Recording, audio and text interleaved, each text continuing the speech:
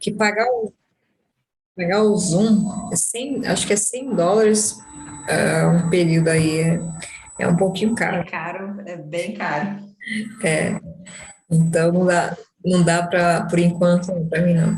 Mas eu vou ver no Meet, tentar voltar para lá, que a minha, eu preciso muito disso para outras aulas, inclusive, né? Então tem jeito. Vamos lá. Aí acabamos o capítulo 1. O segundo capítulo, até que eu mudei aqui a foto. Ah, essas imagens que eu coloquei aqui são o Joyce, tá? São do Joyce, que ele criança, e aqui mais, né, já jovem. Então, é a cara dele, né? E a última, a primeira foto lá, ele já mais velho, com óculos, né, a barba bem diferente aqui. Bom, vamos lá. Então, ao passar alguns dias em sua casa, se depara com problemas financeiros de seu pai, né? Aí começa aquela situação financeira deles que torna impossível, né, o Daedalus voltar para Clongowes, Wood, sua escola. As consequências desse problema financeiro da família fizeram-no mudar de colégio. Dessa vez, um colégio também jesuíta de qualidade de ensino inferior, o Belvedere College. Né? Também, então, apesar de ser de qualidade inferior, ainda era de boa qualidade, né? Porque nessa época, um colégio jesuíta, né, era o que tinha ali de mais alto na educação, né? Então era muito bom, colégios bons. Então nesse colégio ele descobre a escrita e consegue se distinguir dos demais colegas, sendo inclusive premiado. Isso sem contar que também se distingue como autor em sua peça da escola, né? Então tem aquelas conversas com os meninos, né? Que começa ali os primeiros aquelas primeiras brincadeirinhas, né, já de menina e tal, e a peça que ele se prepara, mas quase não faz nada na peça, mas toda uma preparação para participar dessa peça. E a Paixonite, eu coloquei aqui, né, Paixonite no bonde, e depois volta a vê-la na apresentação da escola. Eu coloquei aqui Paixonite do bonde, já ligando lá para depois, nesse segundo momento da apresentação, porque eu acho que ficou, para vocês ficou confuso também. E para mim ainda é confuso essa parte. Porque assim, ele não fala muito, ele não fala nem nome, né? Aparece lá assim, ela estava na escada acima. Aí, ela quem? Tava falando, ele começa falando dos cavalos, aí depois começa ela e ele, ele estava abaixo, ela em cima, e aí você fica sem entender que ele está falando de quem, né? É um dos momentos assim, mais confusos do livro, e aí vai, fala dessa menina, que ele fica pensando, depois ela volta junto com a família dele, né, que ele nessa primeira apresentação, os colegas ficam falando, né? Você tem essa carinha aí de quietinho, né? Mas a gente já sabe, não sei o quê, e ele fica todo sem jeito. Mas nunca tem muita informação sobre, né, essa menina, essa paixonite aí, que depois, que é um segundo momento, que ele espera que ela vá até lá, para a escola, para uma apresentação, e ela não vai, e ele sai, né, transtornado. Então, aí acaba. Pronto, né? Não se fala mais sobre isso. Mas é interessante como ele coloca essa personagem aí, né? Aliás, personagem não, porque ela não fala, mas essa figura aí. Então, ó, o seu crescente interesse pela literatura faz com que os seus valores religiosos entrem em xeque. As consequências se dão mediante o isolamento e intensificado por causa de uma viagem que faz com seu pai a Cork, onde descobre ainda mais coisas sobre as fraquezas do pai, né? Aquela que ele... Aqui, inclusive, tem muito da relação do Joyce para com o pai dele, né? Na verdade, assim, ele falava muito bem, gostava do pai, só que ele sabia, ele tinha isso muito claro, deixava claro essa fraqueza. O pai dele bebia muito, né? Perdeu, né? Eles ficaram pobres por conta do pai, né? Por conta da bebedeira e das apostas do pai, né? Então, tinha consciência dessa fraqueza, das fraquezas do pai.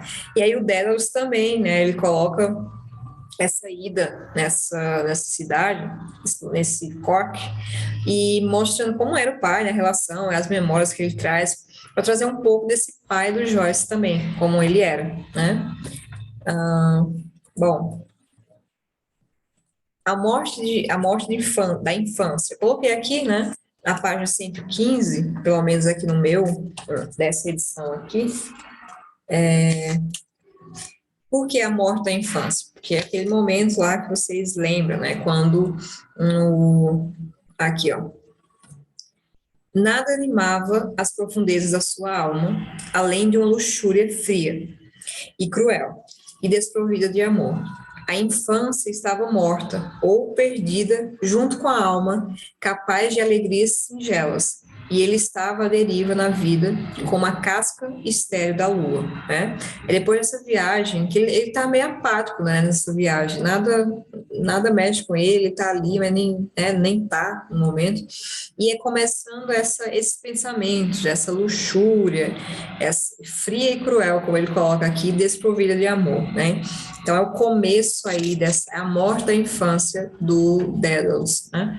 E a partir daí começam todas aquelas situações que vão levar, né, o Daedalus ao prostíbulo, que a gente já vai chegar ali agora. Então, é bem marcado no livro essa passagem, né, da infância para essa adolescência, juventude. Então, depois disso, a situação financeira da família mexe com Stephen, que sente certo enfado por Dublin. Sua fé na religião católica começa a dar sinais de colapso e seus laços culturais começam a se perder. Certa vez, passando pela cidade, passa por um bordel. Ele encontra um consolo momentâneo em uma prostituta de Dublin. Na época, ele tinha 14 anos e essa foi a sua primeira experiência sexual, né? Claro, pra gente aqui, né, 14 anos, quer dizer, nem é mais também, né? Era até algum tempo, mas hoje, mas você pensar, né, 14 anos ainda é tão novinho, né? Mas para a época nem era tão novinho, né? Assim, já era considerado mais, digamos, mais adulto, mas ainda assim muito novo, né? 14 anos. Então, ele perde a infância muito, muito cedo. E isso, pelo menos o que Joyce também coloca aí, né? Um pouco dessa deixar, né, a fé, de perder um pouco a fé na igreja, na religião, né, católica. E essa é a primeira consequência disso, né? Então, eu não sei vocês, mas o episódio 3 fala que para mim né, desses agora é muito marcante, ele é muito, muito forte. Mas é meio que o Joyce, ele traz assim uma dualidade, assim, um conflito interno, porque ele foi criado também muito, né, com muita moral, muito fechado ali. Imagina, escola jesuíta daquela época, né? Então, assim, teve uma formação excelente, sem dúvida, mas foi muito escanteado também esse lado carnal que todos temos, né? E que se não souber trabalhar, se não souber conversar, entender, acaba nesse extremo também, né? Que é você ficar louco, vai 14 anos e depois entra noutra neurose, né? Noutra loucura, que é agora eu tô no inferno. Aí começa todo aquele capítulo 3, que é justamente por isso, essa consequência, né? Então, a gente analisar, né, com essa visão assim, de um ser humano e a religião, né? Joyce, depois ele, né, ficou revoltado mesmo com a igreja, mas ele não queria, na verdade, assim, pelo menos pelo que eu entendo. Não é que ele perdeu a fé, né? É porque ele ele não conseguia conciliar algumas coisas, né? Eu tenho esse desejo, mas eu não posso fazer. Mas eu não posso por quê? Aí talvez essa explicação não fosse, né, tão, sei lá, né, não pode porque não pode. Não sei, né, como que era explicado isso, mas é uma situação que, né, algumas pessoas, a maioria vive, se não souber, se não for, né, tiver alguém que converse, que explique, né, o que é a fé, enfim, né, sem todo esse moralismo também, né. Então, aí foi a sua primeira experiência sexual, que é assim que acaba o capítulo 2, né? Que ele, né, louco ali, e agora, o que é que eu faço? Desse capítulo 2, vocês têm algo a comentar? Vocês marcaram aí algo? desse episódio do prostíbulo, né, desse primeiro momento dele com a mulher, ou, enfim, alguma coisa aí que vocês queiram falar? No capítulo 2, que foi a passagem dele para a adolescência, logo lá no início, onde fala de um passeio dele com o tio-avô, foi a primeira vez que eu notei essa, não a perda da fé, mas essa coisa de não fazer mais sentido para ele. A hora que ele fala que ele ia à igreja com o tio, ficava do lado, respeitando a oração dele, a devoção, apesar de não partilhar dela. Então foi ali o primeiro momento que eu senti assim que ele estava se distanciando realmente dessa coisa da igreja, né? E aí teve aquela evolução dos problemas financeiros dos pais, a troca de casa, a troca de colégio, e a gente via um crescimento de rebelião interna dentro do personagem, porque até então, no primeiro capítulo, eu via uma criança tentando compreender o mundo que a cercava, aquelas observações curiosas de criança, tem até uma passagem que eu achei muito pertinente, que é uma que o menino pergunta para ele se ele beijava a mãe antes de dormir. E ele falava que sim. Aí todo mundo ria. Aí ele falava que não. Aí todo mundo ria de novo. E ele ficou com aquele conflito, aquela coisa, gente, mas o que é o certo? E aí quando ele vai para casa no Natal, que a mãe o beija, ele fala, mas é certo isso, gente?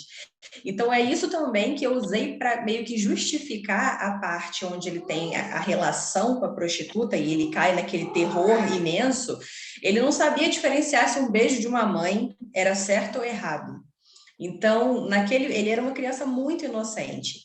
E aí, quando passou para esse segundo capítulo, eu notei uma evolução muito grande na adolescência. Ele daquela criança curiosa, cheia de divagações que tinham no meio dos pensamentos dele, ele começou a ter um isolamento, uma solidão muito grande. Tem até uma parte que ele fala da situação dele no colégio, que ele era bolsista. Aí ele fala desconfiado, receoso, orgulhoso, sensível, desconfiado, né? O que foi levando ele a ficar daquela forma? A passagem que ele também viajou com o pai e que ele lá numa roda de pessoas conversando, ele falou, me sinto mais velho que todos eles, mesmo sem ter tido as experiências que eles tiveram, mesmo sem ter vivido nada. E, ao mesmo tempo, era um pouquinho de prepotência também. Ele começou a ver de cima, como se ele fosse eu, tipo, não é nem a palavra nem melhor que todo mundo, mas se ele tivesse uma visão de mundo mais ampla que todo mundo e as pessoas não conseguissem ver de onde ele via. Então, nesse momento, eu também comecei a sentir uma prepotência do personagem, né, dele se sentindo mais velho e maduro que todo mundo que existia. Ele olhava os colegas com desprezo. Essa foi a passagem para o segundo capítulo. E aí a relação com a prostituta, né? E aí quando ele vai contando o momento que ele estava com ela no quarto, que aí eu comecei assim, eu comecei a perceber que parecia que ali ele começou a se sentir humano, que até então ele não tinha essas coisas. Aí, quando ele começa a falar ali, parecia que ele estava ansiando, estava tendo um anseio de um toque humano, e quando ele tem o toque dela, que ele fala que ele chorou internamente, né, lágrimas copiosas, era isso, tipo, eu precisava disso, sou humano tanto quanto os outros.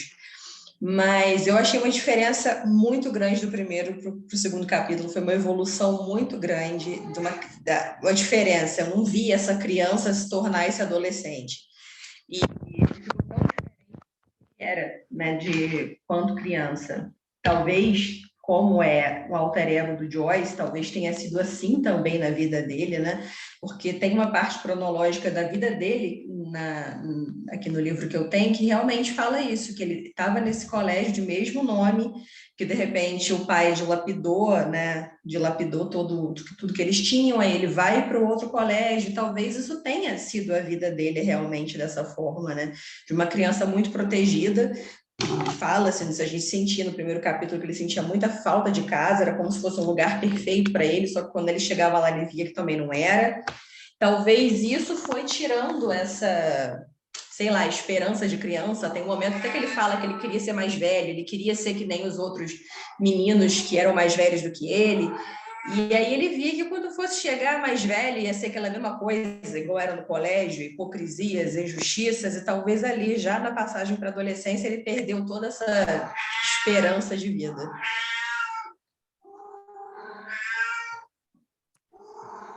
esse bebezinho parece um bebê, é o gato? É um gato aqui, É. ignore-o. Mas, pois é, muito bom, Carolina, muito bom o seu comentário. É isso mesmo. Ele tem algumas coisas já que acontecem nesse período, né? Como acredito que a principal, essa que o pai, né? A perda financeira deles.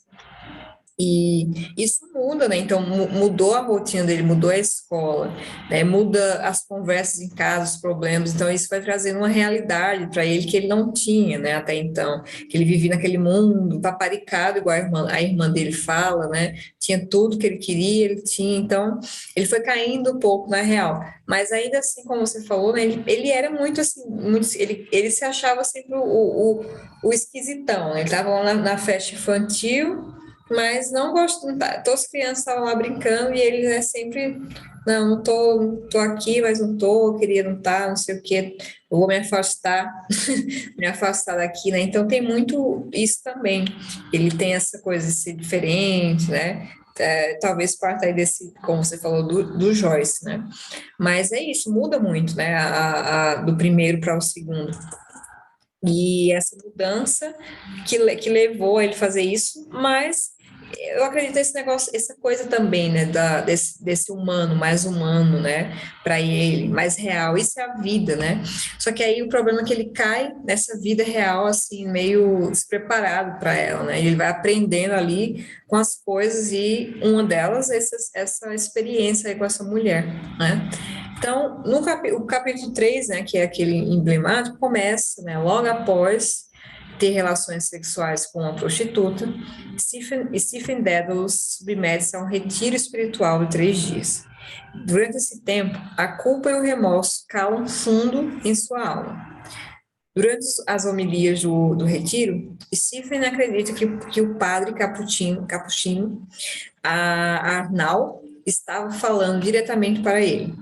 Acaba se confessando, né? Aqui em resumo.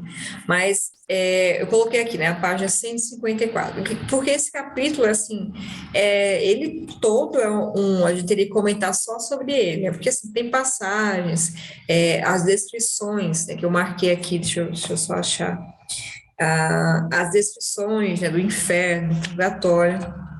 E o que eu marquei aqui, e eu até anotei assim, é o momento que ele fala da contemplação imaginária, desse exercício imaginativo, que o padre fala o seguinte, né, o padre que estava fazendo o sermão, ele fala assim: hoje pela manhã, em nossa reflexão sobre o inferno, tentamos fazer o que nosso sagrado fundador chama, no livro de exercícios espirituais, de composição de lugar, né? Então, composição de lugar. Em outras palavras, tentamos visualizar com os sentidos da mente, em nossa imaginação, o caráter material desse lugar terrível e dos tormentos físicos sofridos por todos aqueles que se encontram no inferno, né?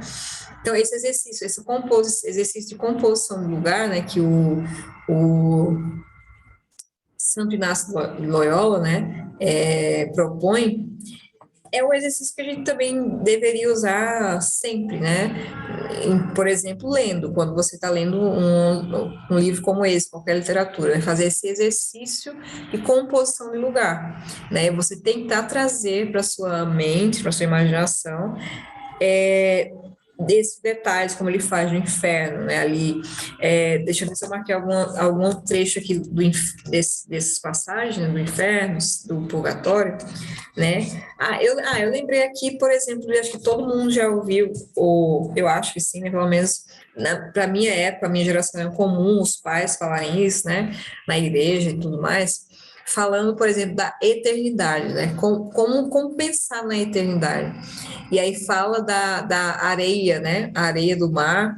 E, aliás, fala aquele uso do passarinho, né? Se tivesse uma montanha enorme, e né, ele fala que é enorme, enorme, enorme. E se um pássaro viesse ali, pegasse um grãozinho de areia, levasse, depois de novo, né? E todo esse tempo que passasse, ele conseguisse, né? Acabar com aquela montanha de areia, Ainda assim, quando ele conseguisse fazer isso, não teria passado, né, da eternidade quase nada, né? Então, essas coisas, esses exercícios de você pensar eternidade, pensar inferno, né, trazendo elementos, assim, por exemplo, do inferno, né? Quando ele fala, deixa eu só lembrar, sei lá, um episódio que ele fala sobre o fedor, né? Uma coisa marcante que ele traz ali para você imaginar o fedor daquele lugar. E ele começa a trazer, né, palavras, elementos, comparações. Então, isso é muito bom para a gente fazer em qualquer momento, qualquer aspecto da nossa vida, que é um exercício imaginário, para educar o imaginário, nosso imaginário, porque o imaginário é isso, né? É ele que trabalha entre a memória, né, e a imaginação é, transitando, né, entre o externo e o interno. E se a gente não tem essa formação, né, por exemplo, de você conseguir fazer esse exercício de composição, você não tem essa capacidade, por exemplo, de você, quando você lê, você entrar naquela leitura, imaginar os lugares, né, entrar de fato no do que você está lendo, né, fica uma leitura superficial, porque você não está acostumado a isso, seu cérebro, a sua imaginação não está não foi exercitada para isso, né? Então eu achei muito legal que o padre faz isso, né? E faz isso pegando o exercício do Santo Inácio de Loyola, que eu não sabia, eu nunca li ainda, não li ainda esse livro dele, mas quero, né? Agora eu fiquei mais vontade ainda. Então, assim, esse episódio, se o Matheus quiser falar, né? Que o Matheus falou que foi bem marcante para ele também, a Carolina. É assim, é você pensar para refletir, parar para refletir, aliás, sobre é, essas realidades, né? Não, bom, mesmo que você não seja cristão, né? Você parar para ver com que grandeza ele fala sobre isso, né? Riqueza de detalhes, de situações, né? Então, se vocês quiserem falar alguma coisa sobre essas partes, né, essas descrições aí do inferno, do capítulo 3 ali do purgatório, há algo assim que vocês querem falar, marcante? Deixa eu ver aqui. A marcante para mim toda a descrição, né? Toda a descrição quando ele falava o que seria, o quão quente, o quão sujo, o quão mal cheiroso, tudo aquilo. E tem uma frase ali que o padre, né, fala: lembra-se do seu fim e você jamais pecará, porque ninguém quer estar ali, né? E, nossa, a descrição mexeu muito comigo, demais. Eu lendo aquela parte e ele falando como era, e a maior dor da pessoa era a perda de Deus ali. Não era o quão quente, não era o quão sujo, não era nada disso. Era a perda, que até então, quando a gente está aqui, a gente não tem essa noção. Mas só quando se chega que você vê que não tem mais lado e nunca mais vai ter, é que você tenha realmente a dimensão de inferno. Realmente, para quem não é cristão, talvez seria só algo literato, mas para quem é e para quem acredita, mexe muito, marca muito. Uhum, sem dúvida. Eu perdi aqui coloquei o negócio na minha gata. Olha como tá ali. É todo o tempo assim. E ela tá operada, ela foi castrada, ela tá com um ponto na barriga e ela não para. Ó, eu não sei. Não sossega, não sossega. Não, é maluquinha essa gata. Bom, e aí ela mexeu aqui e saiu os papéis que eu tinha colocado para marcar, mas eu lembro, o que me marcou muito na primeira leitura foi a situação quando ele fala que, como é que ele fala? Que para um inferno, né? Deixa eu ver se eu acho aqui. Não é. Acho que é exatamente isso que você falou, né? Do não poder. Queria muito ler essa parte aqui. Eu li, inclusive, no grupo de oração há uns meses aí, essa parte. Aqui, ó.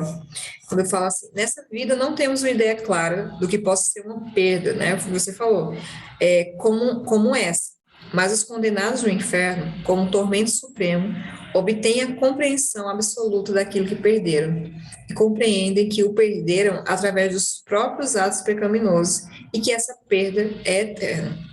No mesmo instante da morte, os laços da carne se partem e a alma voa de imediato em direção a Deus. A alma se estende em direção a Deus como que em direção ao centro da própria existência. Lembre, meus caros, que nossas almas anseiam por estar com Deus. Viemos de Deus, viemos por Deus e pertencemos a Deus.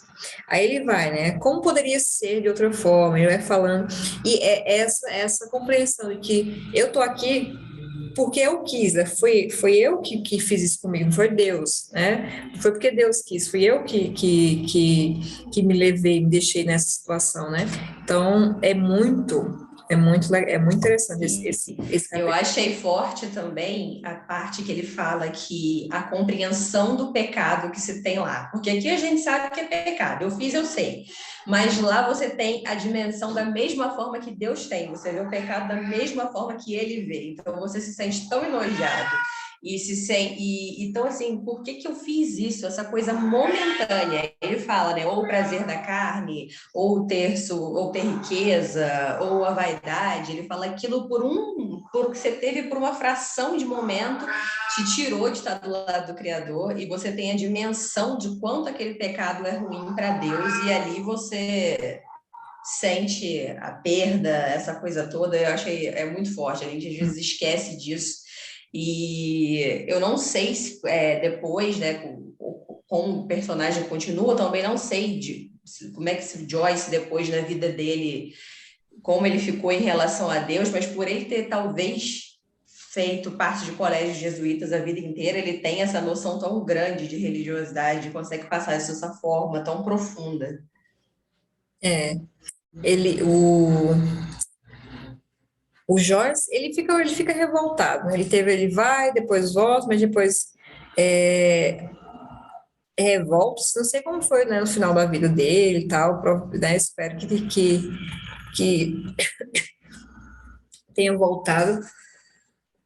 Mas interessante também quando ele fala sobre a raiva que nós, né, que no inferno que as pessoas vão ter de quem os levou a pecar, né, por exemplo, perceber, né, por que eu me deixei levar para fulano? Minuto. É essa percepção que você falou, né? Nossa, agora, desculpa. Essa percepção de tudo e de que não tem mais jeito, né? Não tem o que fazer, não tem o que ser feito. Então, vou parar de gravar um pouquinho aqui. Esse capítulo terceiro é um capítulo que nós devemos voltar a ler sempre que a gente estiver esquecendo, né, sobre essa realidade de inferno, Com né? certeza. É uma leitura assim que independente, você pega só ele, né, e vai ler ali. Eu vou fazer o meu exame de consciência aqui, eu vou ler todo, né, toda semana um pouquinho para sempre voltar a isso, porque nós, né, nós esquecemos muitas vezes, né, de tudo. A vida tá boa, eu consigo fazer minhas coisas, eu me sinto, né, toda, então aí você volta para ler isso aqui, você vê quem você é, né, o que é que nos espera se nós não recorrermos a Deus, né? Se não buscá-lo. Então, Com certeza. é incrível. Eu vou ficar E fazendo. então, Hum. pode falar. Não, terminei, pode falar. Não é porque também, como foi forte para a gente, é também tão forte para o personagem, porque se a gente vê, ele tentava afastar Deus dele a todo momento, do capítulo 2 para o 3. Tem até um momento que ele fala que ele orava, mas não para Deus. E a gente vê esse afastamento, só que em tempo nenhum ele desacreditava no poder ou na justiça divina. Isso que eu achava engraçado. Ele afastava, mas ele cria, ele acreditava naquilo. E por isso que ele ficou tão atemorizado com essas passagens, né? E tem até a parte que ele fala ali, que demonstra que, tipo assim, ele desejava aqueles prazeres carnais, desejava e ele pensava, se eu desejo, para que eu vou fugir? E se eu não fujo, para que eu vou rezar? Né? Eu não mereço isso, eu já me sujei mesmo, eu já estou impuro, mas ao mesmo tempo ele pensava, eu fiz um pecado, é um pecado mortal, eu estou condenado, e a prepotência dele de novo, porque ele via o pecado dele como o pecado mais pecaminoso de todos, do mundo, não era assim, as pessoas que cometem aquilo, era o dele, Ele. ele se achou o maior pecador na Terra, e até a parte que ele fala, se ainda fosse assassinato, como assim você consegue consegue, Não. você consegue se confessar melhor no assassinato do que no pecado desse. Ele se sentia sujo, né? Aquela coisa terrível. E tem até a parte, eu não me lembro agora se é do 3 ou se é do 4, mas eu acho que ainda é do 3, que ele estava desesperado depois de ouvir essas passagens de inferno, e aí ele sobe para o quarto e ele ali num devaneio vê o inferno dele, que era caprino, fétido, sujo, cheio de bosta, e quando ele vê aquilo, que bate o desespero realmente, ele pensa, eu tenho que me confessar, eu tenho que procurar, eu tenho que tirar isso de mim. E ele sentia essa coisa, né? Até que ele fala que não era só a relação com as prostitutas. Aí ele fala ali que consumia pornografia, ele tinha fotos escondidas. Aí ele fala da masturbação, ele fala do pensamento pecaminoso com outra. Aí ele fala da Emma, né? Que ele fala, se Emma soubesse o que já fiz com ela em minha mente. Então ele começa a se sentir a pior criatura da Terra e precisa daquela confissão, ele precisa do perdão divino, mas ao mesmo tempo você fala, mas você não crê nisso, você não crê nessa devoção, então para que você quer o perdão divino? Era aquela, eu sentia, mas assim, eu preciso garantir. Vamos garantir esse perdão, vamos garantir nessa confissão, mas essa passagem de inferno faria qualquer um tremer realmente, né? O que é muito assim, fica muito claro para mim, que ó, se você ler, não sei se você já viu a Divina Comédia, né? Os pecados carnais não estão lá nos piores círculos, né? Isso Com certeza. é uma visão, inclusive, até hoje, assim, moralista e tal, assim, meio confusa do que é essa situação, porque é, quando a gente vai conhecendo, vai lendo a Bíblia, vai conhecendo os santos, tal, e vai entendendo mais o Evangelho, a gente, claro, é pecado, né? Você vai estar em pecado mortal, no caso, né? Sexo dessa forma, fora do casamento, por aí vai. Mas não é o mais terrível, né? Não. Não era para ter todo esse desespero dele. Então, leva ao que você falou, né? Ele era tão assim, né? Eu sou, eu, que Não, aí vem a descoberta do pecado. Para ele descobrir o pecado através do sexo, porque tem até uma passagem que ele fala assim: e com este pecado vieram os outros. Aí ele fala: veio a vaidade, o desprezo pelas pessoas, os prazeres ilegais. Aí eu pensei assim, gente, ele achava que ele não pecava antes, ele acha que o pecado dele só começou ali. Pois é, essa visão muito distorcida, né, dessa Ou coisa. seja, a descoberta do pecado dele foi numa relação sexual fora de um casamento com a prostituta, mas até então tudo que ele pensava, ele não, tudo que ele fazia. Aí, como ele já estava com a consciência dele bem pesada, e ele ainda ouve tudo aquilo que ele ouviu, né, de uma igreja que antes para ele era tão acolhedora, de repente ela ficou com uma mão tão firme. E ele ficou, coitado, entrou num estado de terror ali, anseio por confissão, por remissão. E tem até uma parte engraçada também que ele fala assim: se Deus não quer que eu peque, para que ele fez esse órgão que parece que tem vida própria? É, Ele peca sozinho, e se ele peca sozinho e eu estou cometendo pecado também, essa coisa assim foi muito interessante. é, E essa coisa dele também de não vou me confessar, que meu pecado é tão sujo, eu sou tão a mais ignóbil das criaturas que eu não posso nem me confessar aqui. Eu tenho que ir para outro lugar, me confessar com uma outra pessoa que nunca tenha me visto, que não sabe quem eu sou, eu não sei nem como começar, que palavras eu vou usar. E aí, de novo, é aquela coisa, ao mesmo tempo que era uma inocência, por certa parte, era uma prepotência de achar que eu sou o mais pecador, porque talvez aquela coisa que eu falo, ele se via acima dos outros. Então, uma pessoa que está acima dos outros, que tem a visão de mundo que ele tem, peca daquela forma, ele via como se fosse pior que um assassinato. exatamente. É isso mesmo, é essa construção mesmo do Dédalus, né? Não sei até que ponto é do Joyce, né? Mas aí a gente tem como saber isso. Mas acredito que tenha muito, né? Leve muito em conta aí o próprio Joyce.